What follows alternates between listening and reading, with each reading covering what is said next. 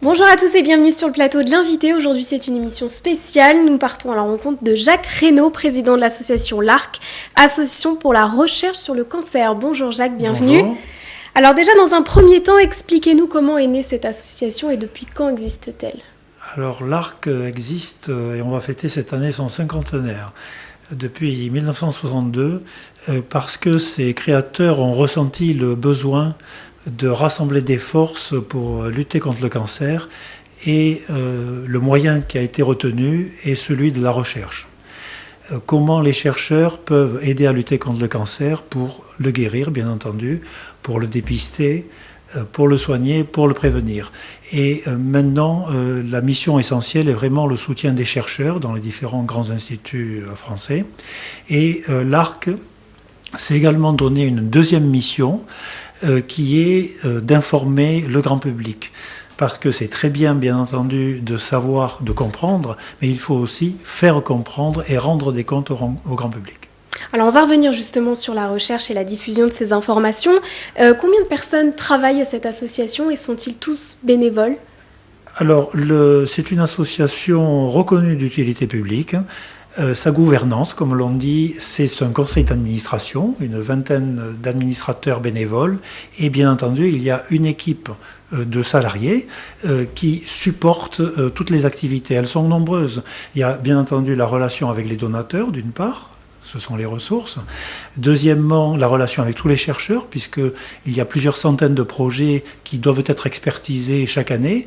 Il y a énormément de comptabilité, en termes de mouvements financiers, et ce qui explique qu'on a des équipes très structurées, également pour l'information, la communication, plus informatique, etc., des services généraux. Et bien entendu, des bénévoles, que sont les experts scientifiques. Et une des caractéristiques essentielles de l'ARC est d'être, je pense, l'un des plus grands observatoires en France sur la science et la recherche, puisque nous avons à nos côtés plus d'une centaine d'experts bénévoles qui couvrent tous les champs de la recherche. Alors c'est une grande équipe. Alors on va parler du cancer justement. Est-ce qu'il y a des prédispositions héréditaires justement au cancer ? Alors les causes du cancer c'est la maladie de la vie en fait. Ce sont les gènes que nous avons en nous-mêmes et qui se dérèglent, pour faire simple. Et oui, l'une des premières causes du cancer, elle n'est pas forcément la plus importante, puisque c'est 5 à 10% des cas de cancer, mais peut être la prédisposition, c'est-à-dire ce qu'on a pu hériter de nos parents et qui, malheureusement, dans les cas négatifs, peuvent plus facilement se développer et former un cancer.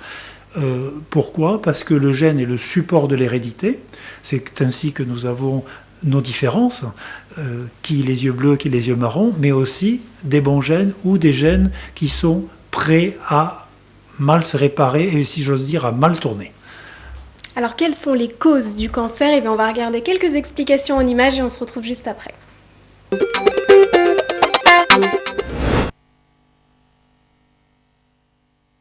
L'hérédité, est-ce que vous pouvez nous faire un petit point sur est-ce qu'il y a des cancers finalement héréditaires ou en tout cas des prédispositions héréditaires ? Alors, il y a des prédispositions héréditaires avérées au cancer. On peut dire globalement que 5% de l'ensemble des cancers sont dus à des causes héréditaires, avec un certain nombre de cancers qui sont liés à des prédispositions majeures, où l'augmentation du risque liée à une anomalie génétique qui est en fait héritée confère des risques très importants de développer une tumeur au cours de sa vie. C'est vrai pour les principaux cancers, comme le cancer du sein et le cancer du côlon.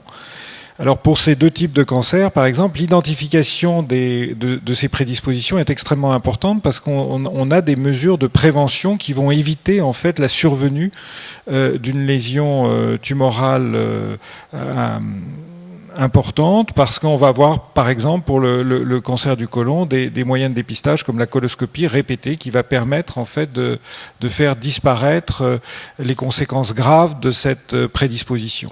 Donc les reconnaître a un impact extrêmement important sur, je dirais, la famille d'un sujet atteint pour éviter cette succession lourde de cancers au sein de ces familles. Alors vous nous avez parlé des 2 missions de votre association. La première qui est vaincre le cancer grâce à la recherche et la deuxième c'est diffuser les connaissances acquises. Alors par quels moyens vous diffusez ces connaissances ? Le moyen le plus ancien et le plus traditionnel a été l'écrit.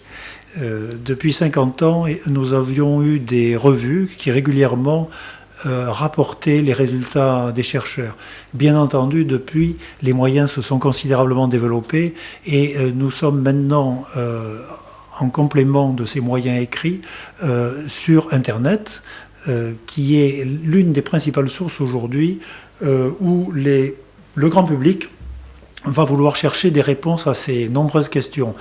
Nous avons des brochures qui expliquent mieux comprendre pour soigner ou pour traiter ou pour prévenir le cancer. Chaque année, nous éditons 5 ou 6 brochures nouvelles, à jour, faites avec des chercheurs, soit sur des thèmes, le cancer du pancréas, les cancers gynécologiques, le cancer du sein, le cancer de la prostate, ou bien alors qui expliquent les généralités, comment arrive le cancer au grand public. Voilà les grandes voies d'information. Et puis la prise de parole, car plus on parle du cancer, mieux le grand public comprend et peut-être permet de diminuer cette angoisse et toutes ces craintes qui tournent autour du cancer. Le cancer, c'est pas un bon sujet de conversation, mais il faut en parler parce que ça incite à prévenir, à dépister et donc à mieux supporter le cancer.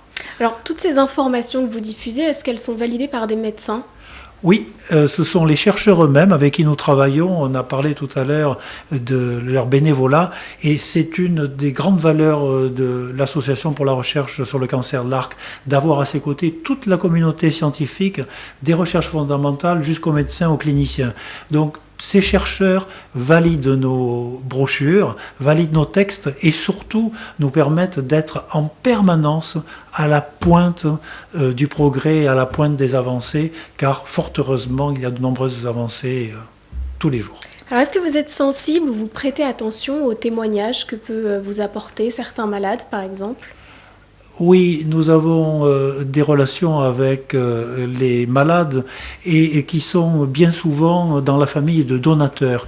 Et ils sont donateurs parce qu'ils sont sensibilisés et nous avons créé cette relation et ils nous expliquent leur parcours, leurs difficultés. Et ça nous permet justement en retour de mieux savoir quels sont les besoins vis-à-vis de la médecine, vis-à-vis de la recherche, comment annoncer le cancer, comment accompagner un malade pendant son parcours, pendant le cancer et aussi après. Il ne suffit pas d'être traité. Aujourd'hui, on sait qu'il y a des effets secondaires, par exemple, on sait mieux traiter les douleurs. Et donc tout ce dialoguer est important tout le temps.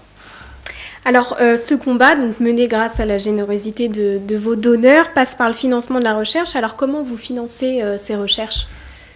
Les recherches sont financées uniquement après expertise de nos scientifiques. Nous recevons près de 2000 projets chaque année et nous ne pouvons pas tout financer. Et nous nous attachons à choisir les meilleurs projets qui sont bien sûr dans la pertinence cancer, c'est-à-dire qui traitent bien du cancer, et nous en finançons 5 ou 600 par an avec des sommes très importantes grâce à la générosité des donateurs de l'Arc, puisque nous consacrons jusqu'à 30 millions d'euros par an, chaque année, au financement des chercheurs dans toute la France. Donc c'est très important. Et c'est notre conseil scientifique qui, comme on l'appelle, appel à projet. En réponse à notre appel, on a ces réponses et ils expertisent les dossiers et choisissent les meilleurs pour répondre aux questions médicales et permettre ces avancées. Alors, quelles sont les dernières avancées de la recherche ? Je pense que la plus grande avancée qui a pu se produire dans les 5 à 10 dernières années concerne ce qu'on appelle la génomique. Alors c'est un mot un peu scientifique, mais qu'est-ce que c'est la génomique? La génomique, c'est l'ensemble de nos gènes, c'est-à-dire de notre profil personnel. Et ça a permis d'envisager de faire ce qu'on appelle des thérapies ciblées en fonction de chacune des types de tumeurs. En fait, il n'y a pas le cancer, mais il y a des cancers. Il n'y a pas des patients, mais il y a un patient. Et chacun de nous va réagir et va exiger tel ou tel traitement. Et ce qu'il faut comprendre de ce gros mot ou grand mot de génomique, c'est que ça permet ce qu'on appelle des traitements ciblés vis-à-vis de la tumeur, c'est-à-dire qu'on ne va traiter que la tumeur et laisser les cellules saines, tranquilles, et personnalisés. Vous n'auriez pas le même traitement qu'une autre personne, ou je n'aurai pas le même traitement qu'une autre personne, parce que maintenant, on a appris à faire ce qu'on appelle ça, une identité, un profil moléculaire. Ça, c'est une avancée absolument considérable qui évite des surtraitements ou des mauvais traitements. Alors, on parle de la recherche, mais qu'est-ce qui permet tout simplement d'éviter un cancer aujourd'hui? Le facteur principal est celui du tabac. Aujourd'hui, et en France, on sait qu'en 2012, on peut s'attendre malheureusement à 300 000 cas de cancer nouveaux. C'est énorme. Ce que l'on sait aussi, c'est que les deux grands facteurs que sont le tabac et l'alcool, à eux seuls, pourraient permettre, avec un contrôle sérieux, d'éviter 1 cas sur 3. C'est énorme quand on pense à cette prévention. Et bien entendu, il y a d'autres actions, ce qu'on appelle les comportements, la qualité de vie, qui peut avoir la nutrition, l'activité physique. Il peut y avoir aussi la prévention face à des agressions liées au soleil. Le soleil a de bons effets ou pas. De son environnement, c'est certain. On en parle beaucoup à l'occasion des radiations nucléaires. Bon, voilà. Fort heureusement, on sait se protéger. Et puis, de son environnement professionnel aussi. Il peut y avoir des cas, ce qu'on appelle des cancers environnementaux et les cancers professionnels. Vous connaissez l'histoire de l'amiante. Voilà toute une série. Et puis, une des grandes causes du cancer, et c'est ça qui a provoqué un accroissement, c'est le vieillissement, puisque le cancer est une maladie du vieillissement. Alors, comment prévenir le cancer? Voici donc quelques réponses en images.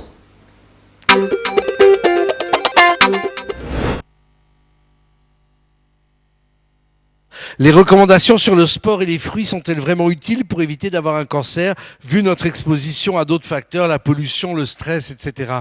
Là, puisqu'on en est sur les grands thèmes de prévention publique. En ce qui concerne donc l'utilité de la prévention, donc il faut d'abord connaître ce qu'on appelle techniquement la part attribuable, c'est-à-dire l'activité physique ou l'absence d'activité physique, plus particulièrement donc l'absence d'activité physique, augmente les risques de cancer de l'ordre de 5%. 5%, c'est à la fois peu pour un individu, c'est énorme en termes de santé publique. Deuxièmement, l'alimentation. Si on a une alimentation équilibrée, le risque moyen de faire un cancer est de l'ordre de 30%. Les végétariens purs et durs, on a des études sur les végétariens, on a même l'espérance de vie des Amish qui, en termes de consommation bio, sont indépassables. Donc les gens qui ont une alimentation que l'on pourrait considérer comme la plus saine n'ont pas un risque de 30%, mais de l'ordre de 25% également. Là encore, 5% pour un acteur de santé publique, 5% pour la nutrition, 5% pour l'activité physique, ça commence à compter. Maintenant, donc j'encourage, je m'y prête volontiers d'ailleurs, j'encourage les gens à avoir une activité physique régulière et à avoir une alimentation équilibrée, orientée vers les fruits et les légumes. Ce que je ne voudrais pas, c'est que les gens pensent, imaginent qu'on puisse se protéger complètement d'un cancer à partir de ces comportements qu'on va qualifier de vertueux. Ils vont diminuer leur risque. S'ils ont un cancer, ils l'auront plus tard dans la vie, ce qui est déjà un élément positif. C'est utile, ce n'est pas au niveau individuel considérable. Aussi un commentaire sur le commentaire.